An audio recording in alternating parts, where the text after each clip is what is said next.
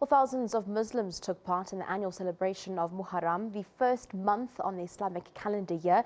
Dressed in white, the faithful meandered through the historic Bo-Kaap in the heart of Cape Town to pay tribute to the pioneers of Islam.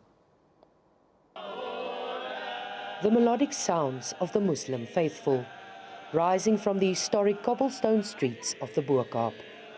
This picturesque corner of the mother city is considered the cradle of Islam. And this year the focus of the annual march is on paying tribute to the pioneers of Islam in South Africa.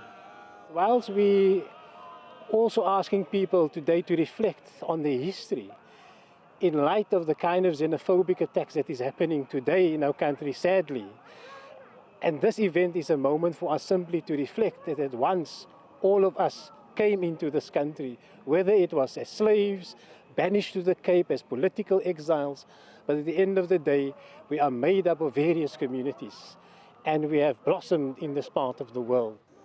The route includes historic and important sites, such as the Tanah Baru, the burial ground of many of the forefathers of the Islamic faith.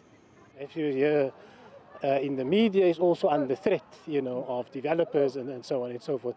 And therefore this site is an extremely important site for us, of its historical value as well as its religious value to us as a community. The aim of the march is to educate the youth and the wider community. Descendants of pioneers of the faith joined in the celebrations. I recognize that the Bo-Kaap is the foundation of Islam in South Africa. And my great-grandfather being one of the pioneers, and he worked with most of these karamats here. Some of them were his close friends, and I felt it's important that I must also represent my family. This is like one of the most sacred months of our year out of the 12 months, and I feel very honored to be here.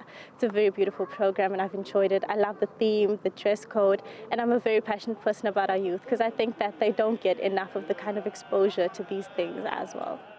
Muharram is one of the holy months on the Islamic calendar.